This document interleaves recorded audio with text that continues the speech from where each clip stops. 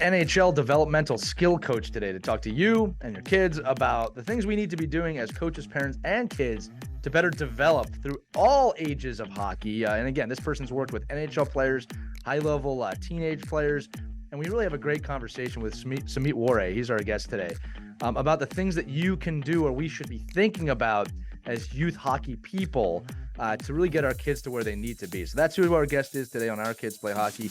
We'll remind you as we head to those holidays, head over to hockeywraparound.com. Use the code OKPH at checkout. It's going to give you 20% off your purchase. I know this is the time of year. A lot of you get new sticks for your kids. A lot of you have equipment drying needs. Well, they sell the world's top off-ice hockey blade protector so your kids don't destroy those sticks outside. We also sell the Dry Stick, a patented portable equipment dryer that attaches right to those sticks with no fear of damaging the sticks. So again, head over hockeywraparound.com, hockeywraparound.com, and use the code OKPH, stands for Our Kids Play Hockey, all caps at checkout. Get your 20% discount today. But without further ado, let's dive right into the episode with Sumeet Wareh on Our Kids Play Hockey. Hello, hockey friends and families around the world, and welcome to another edition of Our Kids Play Hockey. I'm Lee Elias with Mike Benelli, and today we are joined by an NHL player and development coach, Sumeet Wareh.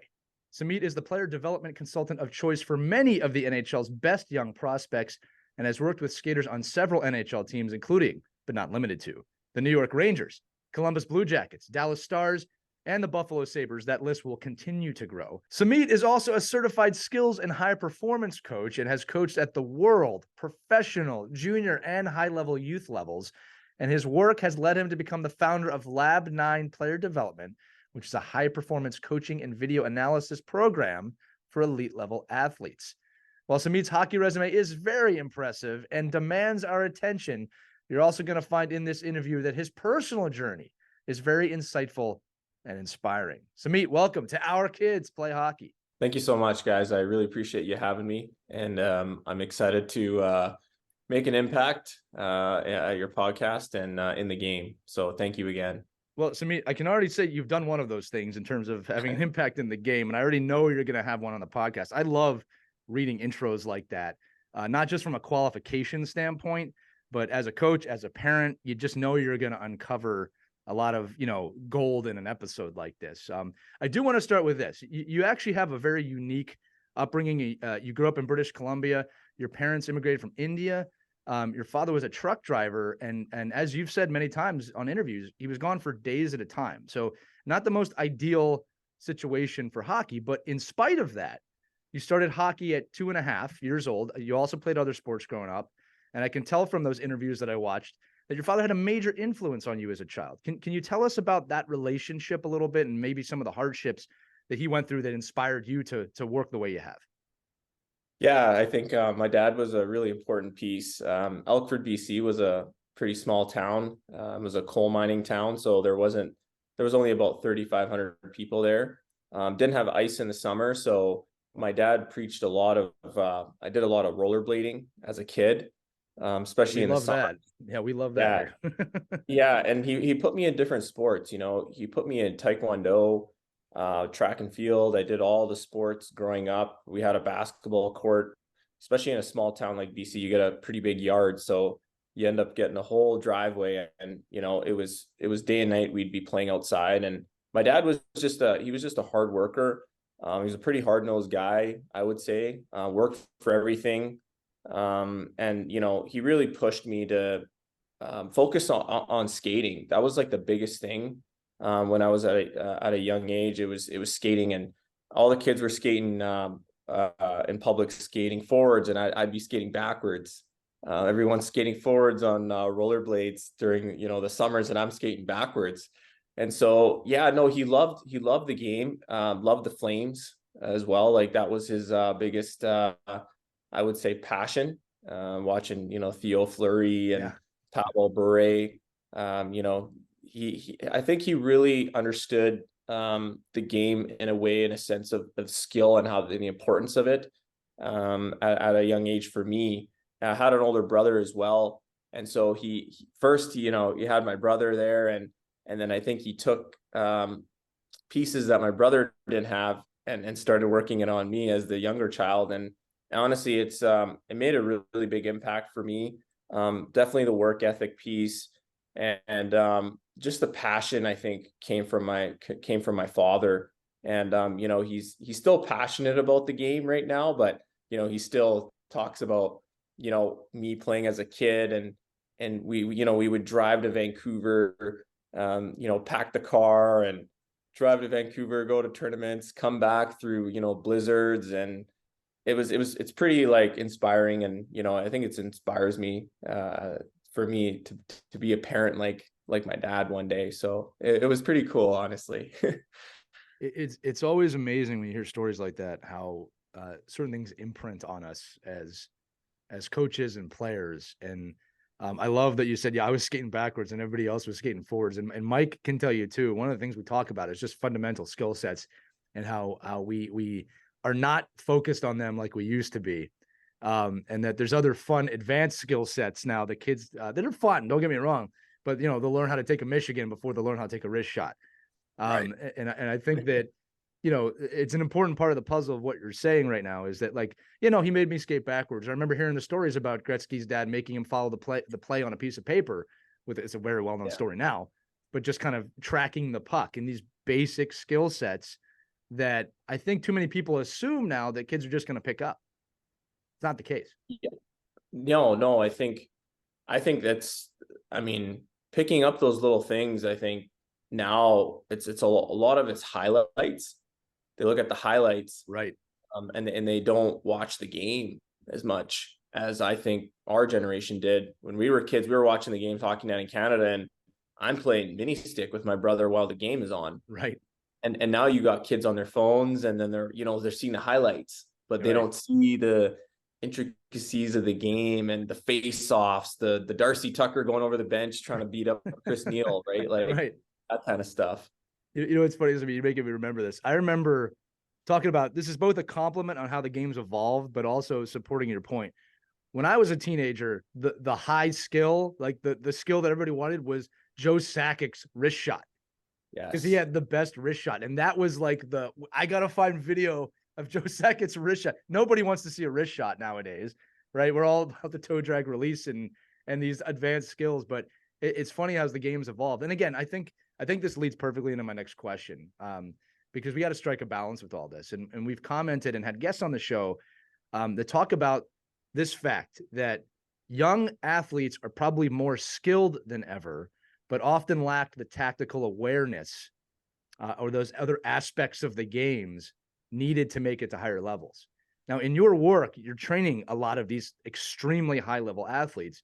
How do you strike a balance for that as a coach? Yeah, I think that's a really good question. I think it goes back to the player identity and what a coach wants within his team's system. Because I think a lot of players are focused on their skill set and how I got to score, Right. and that's going to impact the game, and how I'm going to make this play that's going to, result in a goal.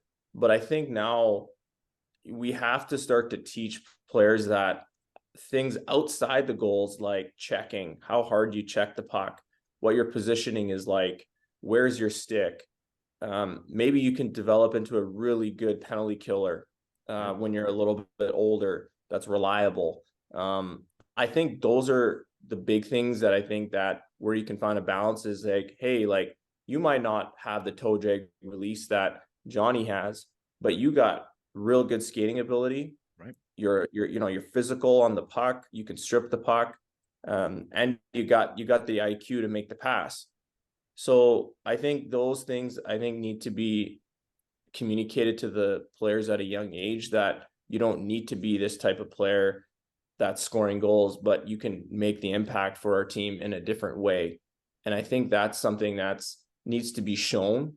It needs to be taught. And I think in the game, it needs to be celebrated more. And you can see all the, at the highest level in the NHL, you have like Colorado winning, for example. They had Lehkonen, they had all these guys that people don't really know that are third, fourth line players that make such an impact for Right. McKinnon to have success, to Makar to have success. So I would say that's probably the biggest thing, is making sure that we're shedding light as coaches, and stating, I would say, the strengths outside of scoring goals, and how a player can still impact the game, and really try to tie it to their identity as a player, because not everyone is a goal scorer as per se. Yeah, Mike, I'm going to throw it to you too on this, because I want your thoughts on this. Because Sumeet, something I think we fail at largely as coaches and parents is the awareness of what you just said. Because I think we kind of assume that kids know that, and in my experience, they don't. Right? In my experience, it's hey, I want to be McDavid, and again, look, there's nothing wrong with dreaming like that. I never tell a kid don't try and do something, but I think that as coaches and parents, we need to do a better job of explaining what you just said. Which there are many roles in this game. There are many skill sets in this game. There is a difference between a defensive forward and an offensive forward. And if your team doesn't have one of those defensive forwards, that's a role you can fill.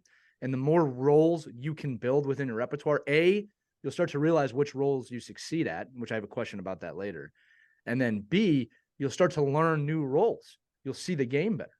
I think we don't do enough to teach offense how to play defense, and defense how to play offense. Because the wider your breadth of knowledge of the game, the better of a player you're going to become. And again, Mike, I am going to throw this to you, I promise. But one of the things that boggles my mind is when I see coaches start to implement systems, probably at the appropriate age. It's like the Pee-wee Bantam age. You really start to get into that. But they tell a player, okay, you're going to be at the top of this 1-1-3. And that's it. They never let them play anywhere else on the 1-1-3. And it's like, how are you expecting them to play a cohesive system when the kid only knows the one aspect that you have to play every position on the system to understand the system? So, Mike, let me sauce it to you because I'm talking a lot. And then I do have a question about this. I think it all makes sense. I mean, when we talk about this a lot on the show, but we also talk about it, off the show, just in skill development areas where, really good skill developers don't change the player. They enhance what the player has. Right. So it's like, this is what you're really good at. I'm not going to turn you into this guy, because that's not only a lot of work, but it's just not in your skill set. I think the era of players, and it's not everywhere, and it might be too general, but the era of players understanding that they have certain roles and they should embrace those roles, and that not every player is a first line centerman, is become like, it's really hard because of the highlight world we're in. Like, it's just, people forget about, like, they see the goal and they see the guy doing the thing and 5 feet in front, but they don't see the hard back check, the quick up, the pivot out, the finding the lane, the moving the puck, the not, not brushing the puck off 6 times before they get it. Like, they don't see all those pieces. And I think great skill developing coaches, find what players do well and then make them better at that. And then now you can start playing. Now you can get inserted, to Lee's point, really into any place. Like, I remember the story. We're in New York here, right? So when Chris Kreider had Tortorella coaching him, it was like, well, Chris, you got to get down and block shots, and you got to do this. And I go, but he's like, well, that's just not him. That's not who he is. Like, you can't make that player do that. And then what happens? He's in a different system. Next thing you know, he's scoring 50 goals, and it's a whole different world for him, because somebody didn't try to, stick a round, peg in a square hole. And I think that's but that's where I think the world of skill development coaches and head coaches, especially at the youth level, like at the develop, I know we're all in development, but at the youth level, at the 9, 10, 11-year-olds, that's where that cohesion has to take place, because I think skill coaches are saying, no, you got to do this. And then the head coach is like, no, you got to do this. And I don't know why. I can't imagine what that does to an 11-year-old kid. And that has to fight those two, the paid coach or the paid instructor and the and the volunteer coach having this, and not being able to be in a symbiotic relationship is really one of the things that hurts. I think a lot of youth. It forces a choice where there shouldn't be one. Yeah. Right. We got to find a way. So maybe you could just mention that a little bit. Like, how do you work within that metric? Like, obviously you're working with guys that are getting paid a lot of money to perform at certain levels. are you just saying, okay, what you give me, what I need to, you give me what your role is expected, and I'm going to help enhance that, or we're going to turn you into this player so that you can get a bigger paycheck? Yeah, that's a great question, Mike. I think the way I put it is I have to have a conversation with the player, because we could communicate our understanding of what he should be, but the player really needs to believe in what he can be or what he should be for his team. I think the first thing is to have a conversation. And then for me, I always go through the video of the player and highlight things that I think that he needs to understand, that what is his strengths and weaknesses. He might think he's a skilled player, or is a guy that can be a Makar. But that's the first conversation, is who do you think you are? The second conversation is I got to come up with my perspective and identity for him, and then have a conversation with him about that. And then from there, we gotta meet halfway. And so I think at the level that with the higher level players, I think they already know a lot of them. But for me, it's to take what his skill set is, and how can we first come to an understanding of what your identity is, what your goal is. That's the first thing, because then I can take his game and add to it and slowly progress into, if he's a fifth defenseman, can we make him into a fourth defenseman for the team? What are the skill aspects of the game that I can enhance within his skill set currently to get to the fourth, maybe the third? That's probably the biggest thing, is the communication. And like I said, there has to be chemistry within those conversations.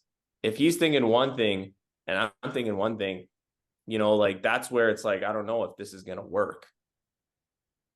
Yeah. So mom and dads, pause this right now and understand that if you have a skills coach that you ask at the rink, right? You go to the rink, say, hey, Sumeet, I want you to work with my kid. And he says, yeah, great. Bring him out. I'm going to start working with him. And there's zero conversation about who the player is, what the player does, what the commitment level is. There's no conversation with the player, right? It's the parent. Like, okay, I dealt with the parent. The kid shows up. We do a lesson. He goes home. If that's your skills coach, run away, run as fast as you can. And or unless you just want to pay $125 an hour to, have your kid get a workout, fine. But I think your point is exactly what this audience is. That's a crucial piece of the development, is understanding what the player thinks he wants, what everybody else thinks the player is. And then somebody say, okay, well, this is who you are. This is what you want. This is how we got to get there. Or you can't get there. You cannot do this because it just is not who you are. So I think that's a great point, I think, for any parent to understand that is a conversation, the trilogy of the parent, the player, the coach, and then this skills person who's going to try to navigate that whole thing, and not just I get very upset when I hear skills coaches working with players that don't have a syllabus, don't have a plan, don't have a point of action. They just say they go out every week and then they do some stick handling through deviators, and they all shoot to score, obviously, because that's, they get one scoring shot a year, and that's all they work on.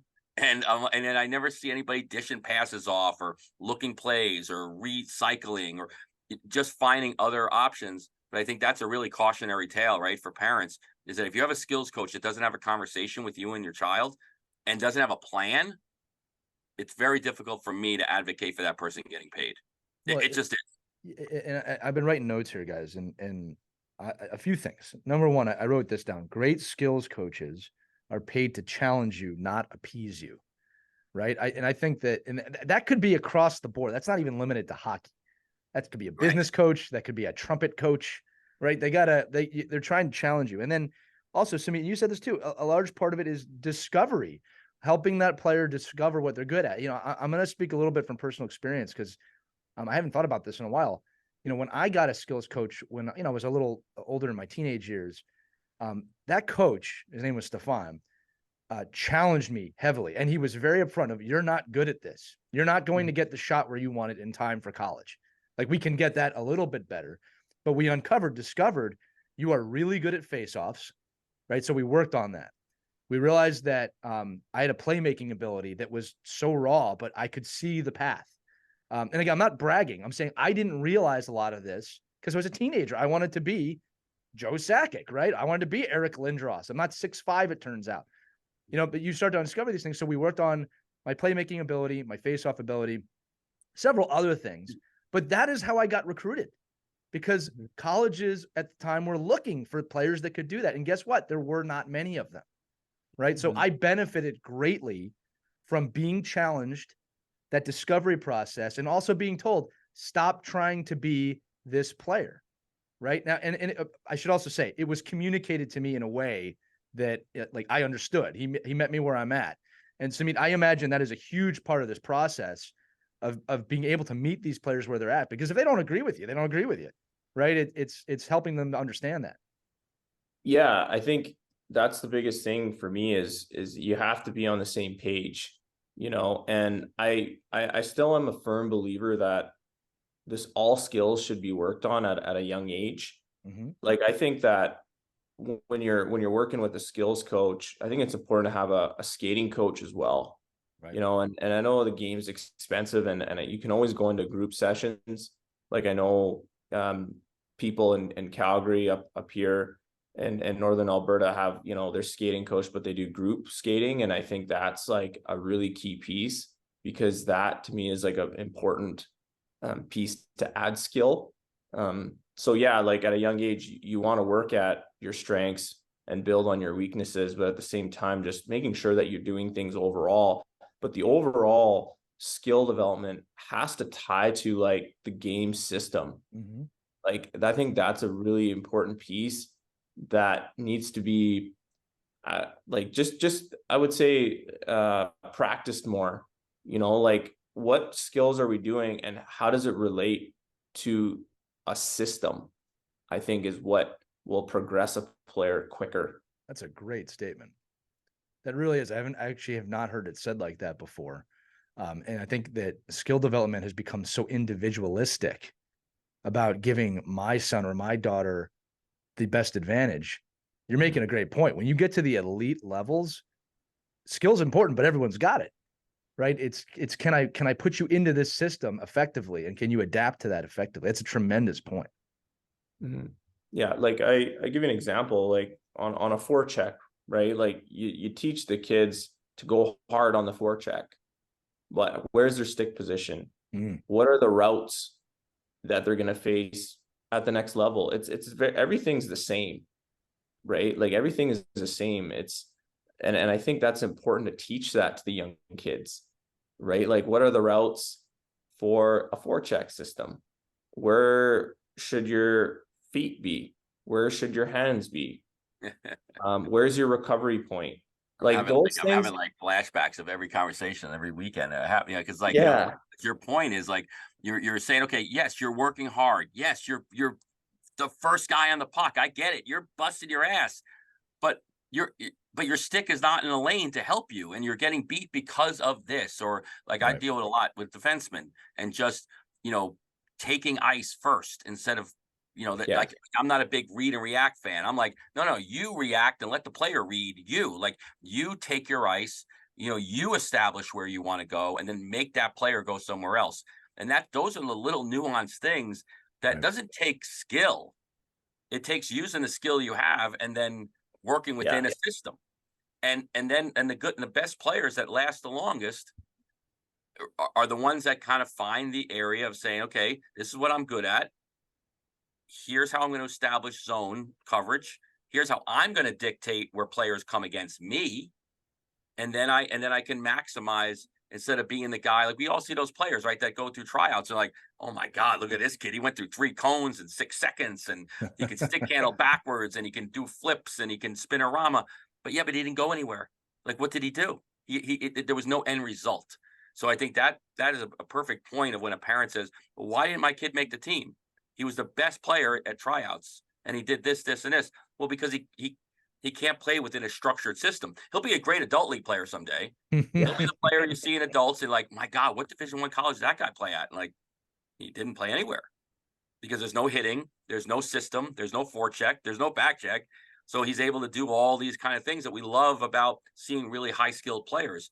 But when it comes down to playing on a team, you're working with kids saying, and men and players that say, okay, I need to inject myself in here. What's the best way for me to be as efficient as possible within that structure? Right. That's going to help me build my game. And I think we lose, not we, but a lot of people, a lot of people lose that piece by just looking at the pure raw skill of a player. And then, but then, and I don't want to use the word hockey IQ because I don't know if it's much hockey IQ Yeah, as aptitude. I think aptitude is a just fair word. understanding. There's certain roles, there's certain areas in the ice where you need to play a certain way to have the most success. Yeah. And for the podcast itself, like for the parents, like I think it happens at a young age. And that's where, like, yeah, like we're talking systems, but it has to be taught at a young age for them to progress, to become better versus learning it later. Right. Like for my dad, like never knew any systems. So I was learning it on the spot. But then I saw like the players that where their dads played at a high level, they were just better than everyone. They just picked up things quicker. And so I'm starting to realize now that if and that's where like Lab 9, I think I want to make an impact at a younger age, is that like now I can teach these kids at a young age. Right. And now it's like exciting to see like how much quicker a player can progress if the parents, maybe just don't know about the game as much. Right. And that's where, like, I think, we as a program can support that player and maybe, get him to reach his goals quicker. Sumeet, I love it when a guest leads into the next question perfectly like that. And you've done that. This is what I want to say. A large portion of our audience, you just alluded to this, are parents and coaches of that U12 age down to mites. And one of the aspects of training that we preach is the importance of practicing fundamental skills before moving on to more advanced skills. And I'm not just talking physical skills when I say that, as you just said. And again, it's everything from attempting a Michigan before knowing how to do a one-timer correctly, before knowing how to catch a pass and then just shoot. So it's a kind of a two-part question. What are, and you mentioned skating, but what are the most essential skill sets that youth athletes should be working on, in your opinion? And how can coaches and parents inspire kids to learn them while keeping it fun?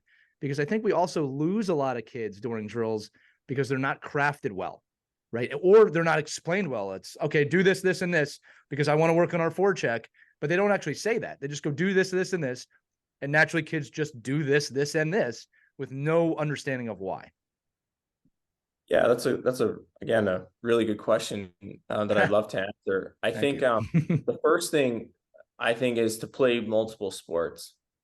I really think that's like number one, because you start to work on your coordination and balance, which affects your skating, and it's going to help your skating.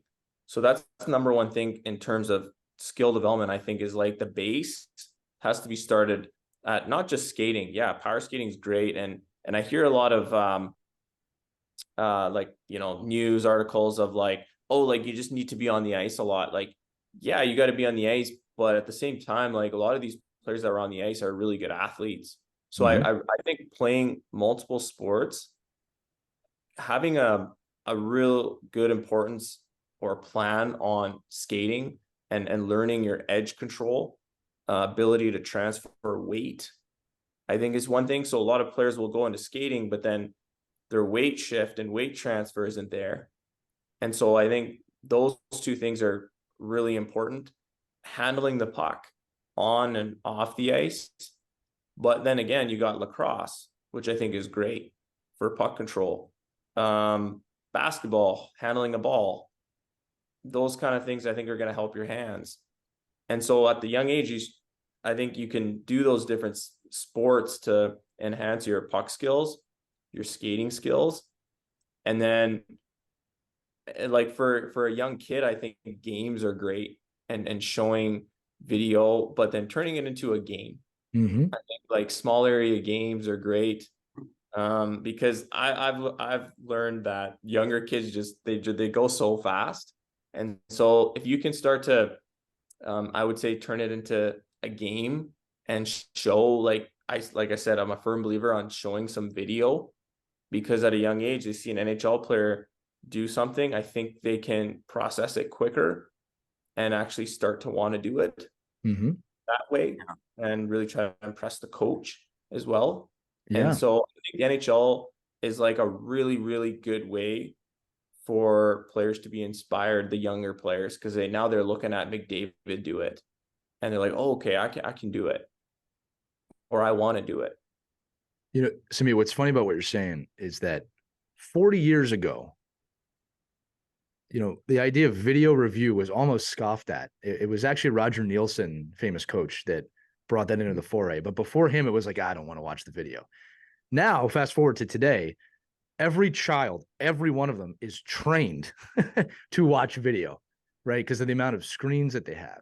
So I think you're making a great point, is that if it's done the right way, like you can't force a kid to do it, but if it's done the right way, kids can watch that and really respond. And I can tell you one right now, you know, when I look at some of the ages I'm coaching in youth right now, which is kind of like a 10 down, you know, common thing we say, hey, move your feet. And they'll come off and they say, I am moving my feet. And it's like, but you're not, you know, you're drifting on the ice. So it's like, I need to show them that on the video in a positive way of like, look, I know you think you're moving your feet, but this is what it looks like. Do you see that now? Then it clicks, right? Another one to reinforce your point. I have a lot of beginners on one of the teams that I'm coaching right now, and it's a mix of really experienced players with beginners. It's a school team. And so I gamified everything. So like most young players who are newer at skating, a lot of them are just a little bit afraid to fall down. So you got to make that okay. So what I did was I threw 50 pucks on the ice, put a bag in the middle of the ice, and I said, pick them up. And whoever gets the most wins.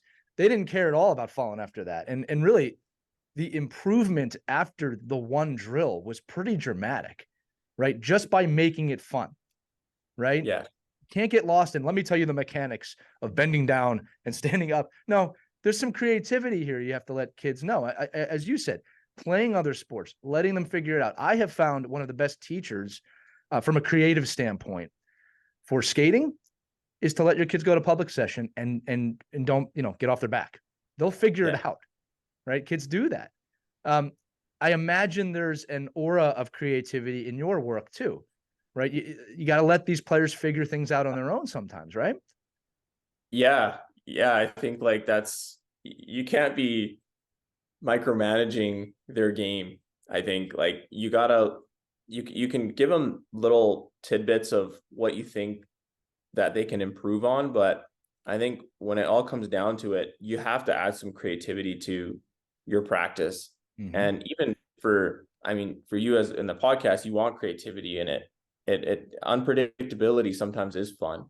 And so I think within like our practices and with Lab 9, like I like to teach, and that's why I actually like to do the video prior to my sessions a lot, and even sometimes even before that, like not even on the session day before, because when we get on the ice, sometimes I like to step away, because now they have their clips that they've seen themselves in their mind already, and so and now they're seeing the drill that's tied to the video, and so now I can actually step back and view them versus teach them all the time. The teaching is kind of done before. That's a great point.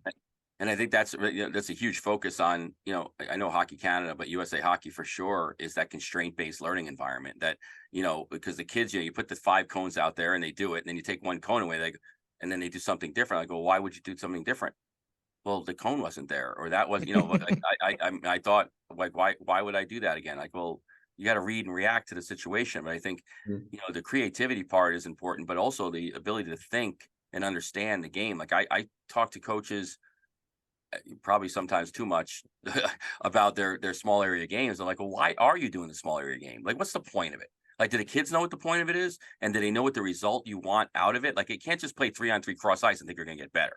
I mean, I think that's in my opinion, and again, it might not mean much, but like even at the cross ice level for the little mites and even, the younger kids, that what we've failed to realize is now a kid makes a move, and their only job, because of cross ice, because we want the action, is they can make a move and they're on the net, and their only option is to shoot.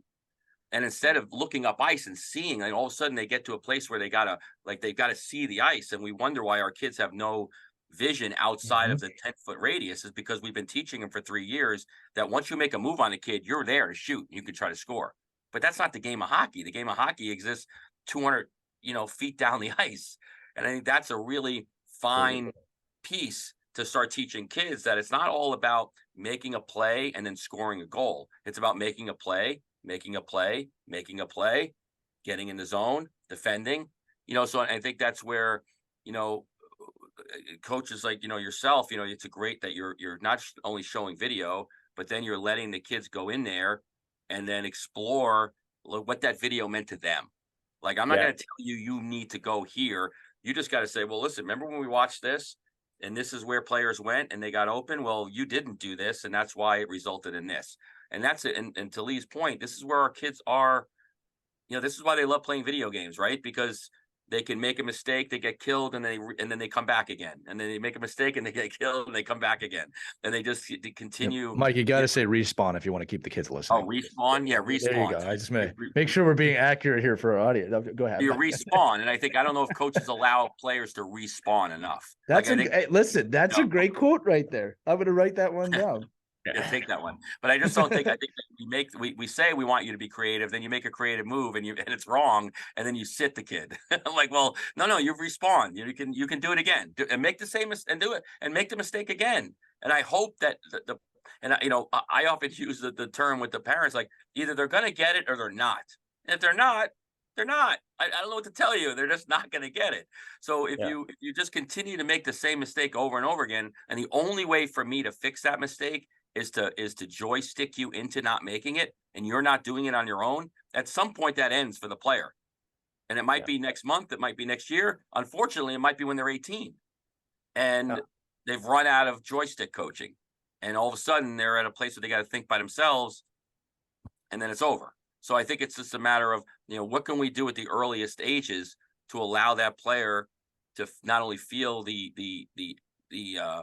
that their mistakes are not going to hurt them, but how can I grow through those mistakes by exploring the game? And I think video, having a coach that takes them out of their team environment and communicating with them, these are all really important things for today's athlete. Whether people like it or not, and think, oh my God, these kids are on the ice too much. And well, if they're going to be on the ice a lot, then make it worth the while to be there. Like, make those sessions, make those reps count, as opposed to just going out there and skating. Yeah, and I think that's a good point, Mike, because eventually you reach the teen years and there's just not enough time for error. And I think prior to that, you can make errors. And so I think that those errors are what's going to make them better at a young age, and it's going to make sure that they're ready when they reach the higher levels, whether it's U15, like, and now is almost a high level. Like, U15 is like where they're being scouted and evaluated. And so I think for us as coaches, skills coaches, our job is to prepare them for that level. And I think there's certain programs that do, and there's certain programs that don't, and that's okay. Maybe this player doesn't want to play at a high level, and that's fine.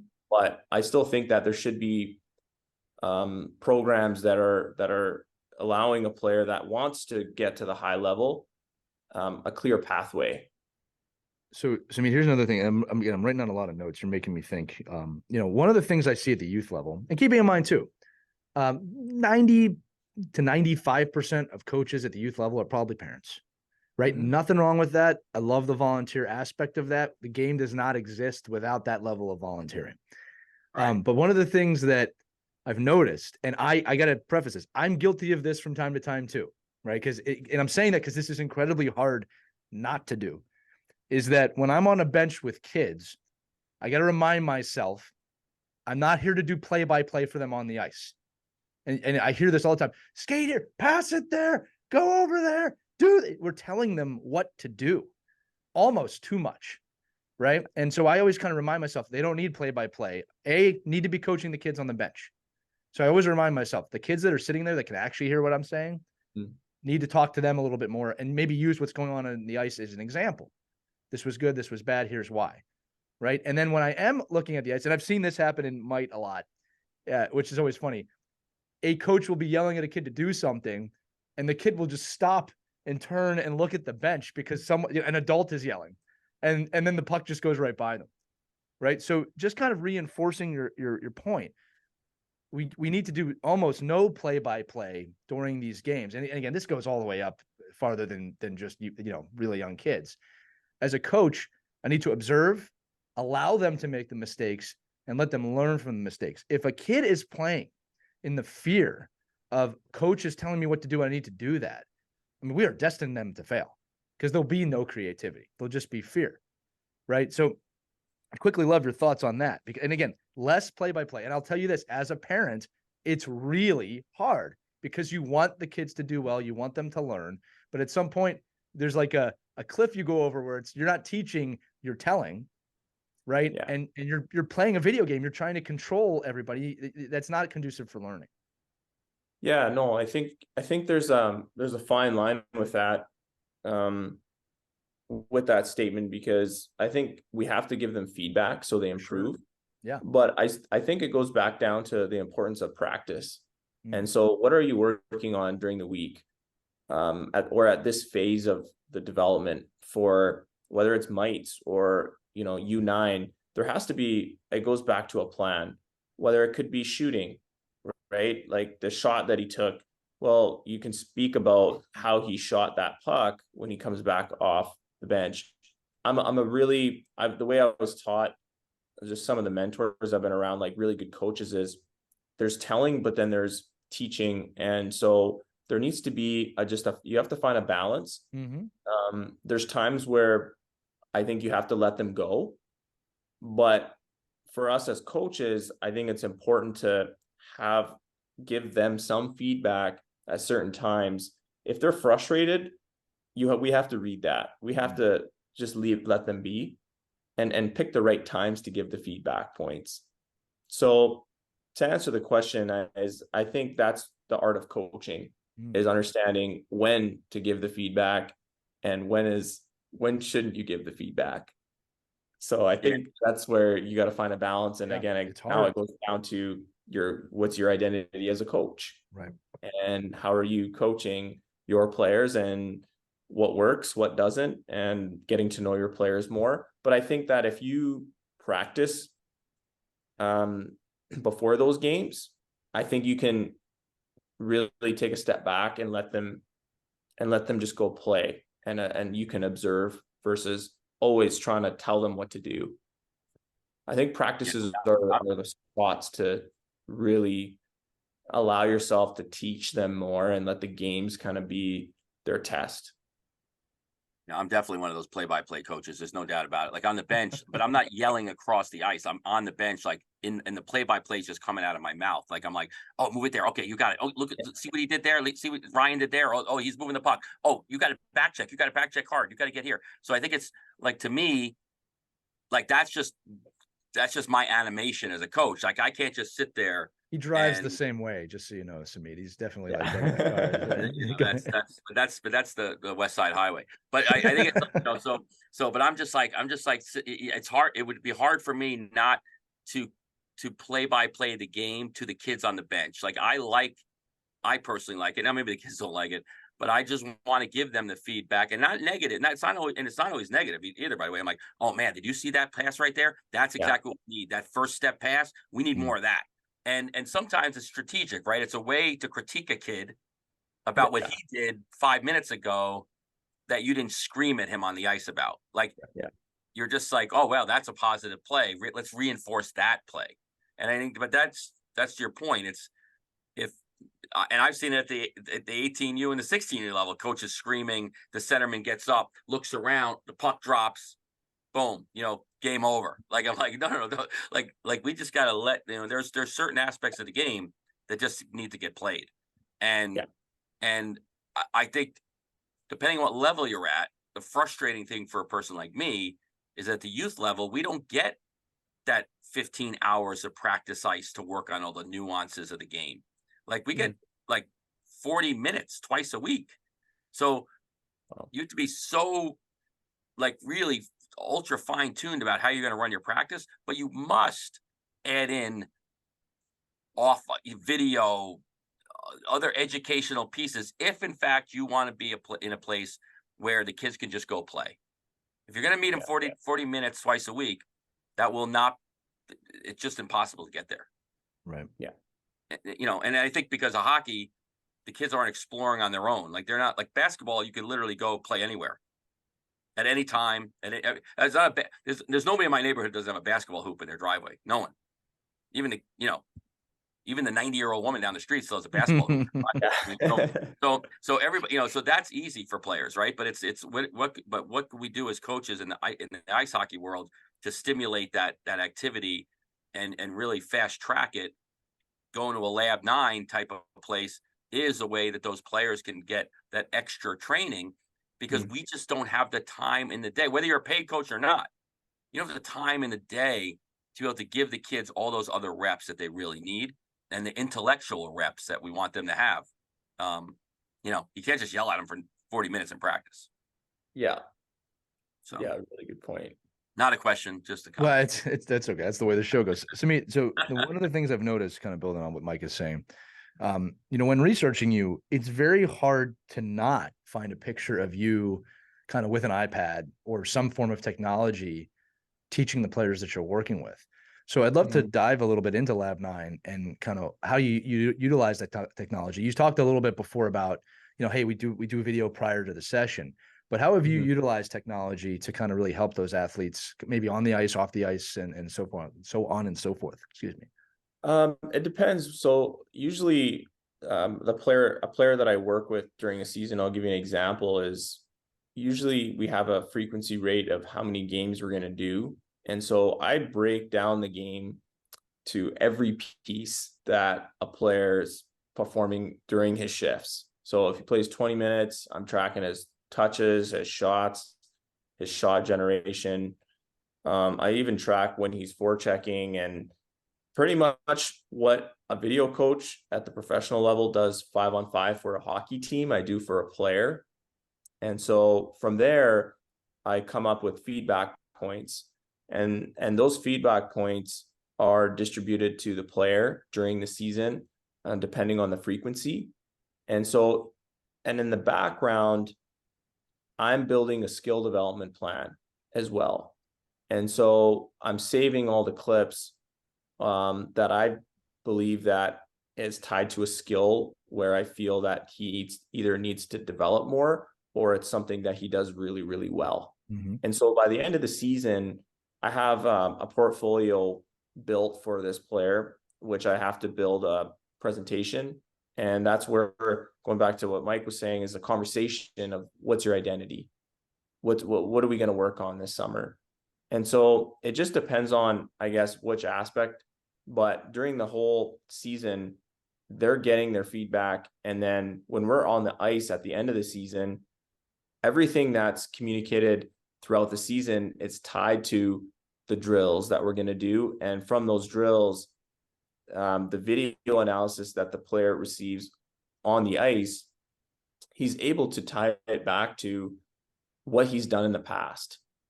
And so all of the video that I do on the ice in the off season, I think is something where the player can view when he's on the ice doing the drills. And then after the session is completed, they get those sessions and they get to watch them at home. And it honestly, it ties to what they've done during the whole season. And I think that's the biggest thing, is the ability to really nail down the skill pieces or the skill aspects of the game for the player, so we can enhance whatever area that we're looking to enhance. I love it. I think that's a really great way of explaining it too, because I think sometimes we have a lot of video and we don't know what to do with it or why we're using it, and we're just showing things, but to use it as in a way to enhance. You got something, Mike? You're laughing over that. I see every single parent in the stands have their cell phones up and they're taking video. I'm like, what are you doing with the video? What are you doing with it? I mean, Yeah. nothing. You're doing nothing with it, and you're not doing anything positive with it. That's for sure. So I think the ability to not only watch video but have the players explore that and then tell you, right, what, like, wow, man, Yes. this is what I was thinking here. Like, I really thought that this was a positive play. Well, it would have been if you could have done this and this. And again, by the way, this is what we just worked on last week. I mean, there has to be nothing more satisfying, right, to see skill sets that you're working with in these sessions transfer into a game. Yeah. And then Game you see that Yes. player make that little play and that little hitch, or they do something that they didn't have in their repertoire 6 months ago, and now they're using every day. Yeah, and the conversation, it makes sense to them because now I'm referring back to a drill that we did back in August, and now we're communicating on a situation when he did that drill, that there's a correlation between what he's doing and what he did in the past, and now he can start to adjust that situation a little bit more the next game. Or it's like, oh, he gets the aha moment. Mm-hmm. Yeah, I'll say too that, the muscle memory that's built up during a practice. I think sometimes, especially from a coaching standpoint, in the games, you don't necessarily want the player to think about the physical things they need to do. You want them just to happen, right? And that's why you do repetitive drills, and that's why you do things that build muscle memory, so that creativity can shine through in the play, and not them going, oh, coach told me to make this with my right leg. It should just happen. And I'd say most of the time, if you're thinking that way, you're going to turn over the puck and make a mistake. So I wrote this down, and you made me think of this. Both of you actually did. A little bit. I don't want to say it's a grading thing I want you to do here, but I want to talk about someone who's very popular in the NHL right now and get your thoughts. Because I've noticed something about this player. Mike, you can share your thoughts too. But I want to talk about Connor Bedard for a minute, who, ranks off the charts with every skill set you can possibly think of. He is an incredibly talented player. But what has impressed me most about Connor Bedard so far in the NHL, and you could probably attribute some of this to his coaching staff too, is his ability to not be afraid to try stuff. I've been watching the NHL a long time. Rookies do not try the things that he's trying. He's making a lot of mistakes. A lot of times he's creating clips of himself that are getting shared around the internet. Like, wow, did you see that? What a dumb thing he did. He's not afraid to try. And I think that is a skill set that I'd like to grade that we don't talk about ever. Like, he seems to have no fear of failure right now. And I cannot imagine how much that's accelerating his learning to play in the NHL. But I'd love to get your thoughts on, A, are you seeing that? B, is that a skill that can be taught? Is that a hidden skill that we wish more players would share? Because he's fearless out there, and he's paying for it. Don't get me wrong. All right. But Connor Bedard 2, 3, 4, 5 years from now is going to be amazing because of that. Yeah, I think it goes back to, one, he's a very talented athlete, probably one of the most talented athletes in the world in the game. I think that plays a part. The other thing too is his identity as a player, as a scorer. We know he's going to score, and the impact that he can make in a game is so high that I think that there's a fine line between making sure that all players take those risks versus a player like him that might turn over the puck 4 times, but he's going to score too. Right. And so if either of us were playing and we turn over the puck 4 times, we might not be scoring that night. Right. Well, we'd be sent down to the minors immediately afterwards too. Yeah. So it's that's a good question. I think players should be creative. Right. But as a coach, like for me, I like creativity, but within my structure. Right. Absolutely agree with you 100%. So I think that, yeah, I think there is a piece that we have to preach creativity, but actually communicate what's okay and what's not. Right. I think that's a really good way. And to your point, though, you're seeing it a little bit. I mean, because guys that come to mind with me, like a Connor Bedard, is a Trevor Zegras, a Cole Caulfield, like these guys have zero fear of making mistakes. But you just saw, like, Trevor, he gets sat a couple of games there, because again, the creativity does, when it comes down to your livelihood, all of a sudden starts affecting you, right? So I mean, there is a little leeway there, and we don't want it. I mean, I remember, you know, a long time ago, was it Paul Maurice coaching Patrick Liney when he first came in the league? And I think, you know, there was a whole thing about, you just got to let Patrick Liney be Patrick Liney. Like he's gonna blossom into this, you know, unstoppable force. And I think it was an overtime game, 3-on-3, tried to make this little cutesy move and gets knocked on his ass. They go down, they score, they lose the game. And Paul Maurice is like, well, of course I'm going to put him out. He's going to be on there. He's going to be out for the opening lineup tomorrow night because he had the leeway to do that with that player. Would he do that today as a coach? I don't think so, because I think you learn from getting burned, right? And you have to be like, okay, well, there's a time and a place.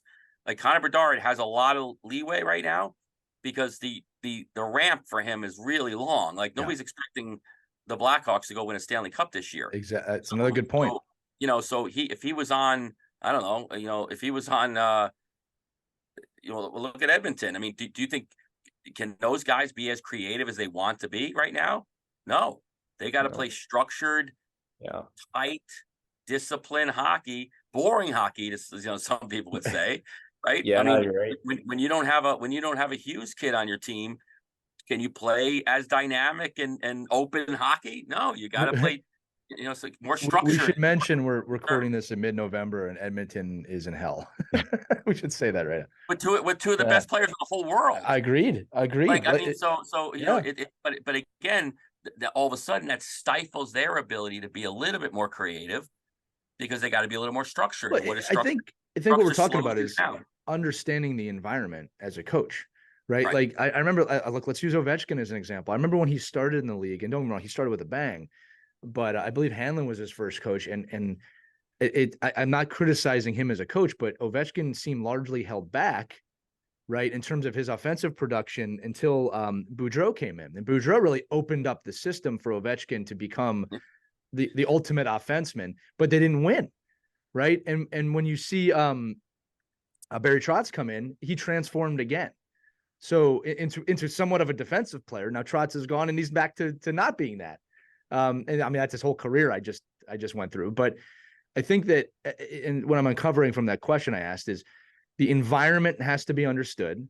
The coaching staff has to allow for that player to do what they need to do within that environment. And the player also has to understand that you need to do what the coaching staff's asking you to do for us to succeed in that environment. All right. And obviously, if you make mistakes too often in all of that, someone's losing a job at the pro level, right? But bringing this back to the youth level, I think it still stands. We have to recognize the environments. Go ahead, Sumeet. Yeah, like I think there's certain spots of the ice where you can be really creative. You know, like I was just at a game out in Vancouver and I saw this, you know, he's 13 years old. He's at the power play at the top and, you know, he circled the puck a couple times when, you know, the penalty killer was coming and faked one side, didn't touch the puck and use the other flank. And I was like, that's creativity. I haven't seen that very often at a young age. So I think like there's spots of the ice where you can really add that creativity piece within the game and within the structure, like Mike was saying, and still be creative. I really think that to me is like the ultimate. And that to me is like Sidney Crosby. That comes into my mind is that like he's so creative within a team structure with his feet, with his hands, with his mind. That one shift where this is years ago against Ottawa when he was on his knees and he was stick handling. Like I think that kind of stuff is like, to me, like as a coach, again, I like structure, but you can find pieces and areas of the ice where you can be very creative. And I mean, the Michigan works too, right? Like, I think that's a behind the net play. I think it's great for the game. I agree with you. Or if you're gonna put the puck in the net, go ahead. But if you're gonna be that kid that does that, and then but you're on the ice for 7 against, then maybe you got to think about a different way to score. I think what we're saying is you got to strike balance as a player and as a coach, right? From kind of both aspects. And parents, we have to understand that you know, look, there is no process. We always say that there's no one right process for any player. It's different for every player. But understanding the situation you're in, that Michigan is an incredibly creative play that is part of the game now, which is, you know, amazing. I mean, that started 20 years ago and it's now becoming part of the game. Yeah. You know? Yeah. Like I was coaching in the Delta Hockey Academy and Jordan Gavin, he's a pretty, highly touted prospect. And he did the Michigan when we were up, I think, a couple goals, and I think it was the third period. And that's a great time. If we're down, one goal and he's Right. trying to do Michigan and doesn't score, then, but like those are like just knowing like the place and time and the Right. situational play at that time of the game, I think is important to know. So speaking of place and time, my final question today talks about you in a place at a time. And I always think it's important to uncover this when I read it. But one of my favorite parts of your story is how you realized quickly once entering the professional world, or the real world, as we used to call it, which you did, I think you said accounting and finance, that was not going to be for you in terms of the day-to-day, right? So you left that to pursue a life in the game. Those first few years, and I remember them because I had a very similar journey, they're never easy. But you said, and I heard this in an interview, you knew something wasn't right. And I know there's people listening who have aspirations to be involved in the game outside of playing. In fact, it's one of the more common questions I get from kids and adults of, hey, how do I get involved in the game? I really want to be involved in the game. So, Sumeet, I wanted to ask you, can you shed some wisdom about why you were able to find success on that, what is usually an incredibly scary journey, but a journey that we have both taken, and Mike, you as well? Yeah, just to speak on that, I think you obviously got to be passionate, which I think a lot of people are about the game. You got to be willing to take risk and accept that you're going to take that risk and put yourself around really good people. I think that was the big thing that I did. And it was, I put myself around people that had success in the game, or just a mentor that was known in the game. Right. And I think that was a really big step that I took. And that's the feedback that I got from the mentorship, is put yourself around good people in the game. And I think that was really important. And then the other thing too is I think study what part of the game you want to be involved in, right? Like if I want to be a podcaster like you, I would be listening to podcasts and writing notes down like you do. And I think like for me as a coach, I put myself around a really good video coach that, worked with Tom Rennie in the past. And I learned a lot from that. And then from there, you start to build your own identity as a coach. And from there, you start to meet other people and you start to figure it out. And I think like the other thing too is keep going, don't give up. I think that's number one thing as well. Yeah, I think that last part is really key, because there's going to be times that you don't think it's going to happen, and you got to hold on for one more day or keep moving. The other thing you said, and I love this statement, kind of echoes, is proximity is power, right? No one succeeds in anything alone. It is not a truth, right? Finding the right people, educating yourself. I've always told myself that if I really love something, this was kind of my gauge and how I analyze risk. If I loved it, it wasn't going to be hard for me to study or read or do it, right? I'd want to do it. And I've always had a little bit of an alarm in my head of like, man, I'm really not enjoying this. You can't force passion, right? It's the passion forces you to do the work, not the other way around. And like you said, podcasting is a great way to interview people within the realm and learn. And one of the reasons I really believe this podcast has been successful is because we create that environment together with the guests where everyone learns, right? It's not just, who are you? What do you do? Hey, that's the type of podcast that this is. But I think, Sumeet, that's just fantastic advice. And I think that, again, anybody, and for those people who always ask that question, if the passion's there, you'll find a way, right? You got to find the right people, you got to find the right work, and you'll study. You'll want to learn, and almost to an obsessive level. Yeah. Right. And the closer you get to it, by the way, the less people will understand. Like, why are you doing that? You're obsessed. I am obsessed. Mike, do you have anything before I close this out? Nah, it's a great story and a great, again, that journey is the hardest part, right? It's and I guess I would say one cautionary tale is if it's just not working, get the hell out and do something else. I mean, you got to know how to cut bait. I think it's just hard. Like a lot of us like, oh, I'm going to really try this. I'm going to try it. I'm going to keep going. And it's just throwing, you're just throwing your time and money away. And you know, if you're a player right now, and you're listening to this, I mean, you just have to really look in the mirror and say, this is a lot of work. If I want to play where I write down in my journal where I want to play, well, writing it down is not going to get you there if you don't, you know, do the work. And that's what's great about sport, right? Is you can't just go and say, oh, I'm going to be the best player on my team and be that player. You got to do the work. And if, you know, if and a lot of parents don't want to hear that. They don't want to hear that if, you know, if the player doesn't want to do the work, I'm gonna find a skills coach to have him do the work. Well, you know, there's plenty of people to take your money, but at some point you're like, just go play rec hockey and have fun and love the sport. And the funny thing is, some of those kids that leave come back. Yeah. Right. They realize that it was like it became a job, and then they found that, you know, and then they go, oh my, you know, I actually really love this, and I just found a different path and a journey to get there, just like all of us in the working world, right? I mean, you know, you get to be an adult and you say, I hate this, and then sometimes you come back to it, you know. And I think it's great that you found the sport again and found your path, and it's very it's great that the people in Calgary and the kids there are getting the opportunity to have somebody like you around. Thank you very much. Sumeet, it's been great having you. It looks like a beautiful morning out there on the west side of the continent. I'll put it that way. It was very well lit for those of you watching. Enjoy while it's there. Enjoy while you have it.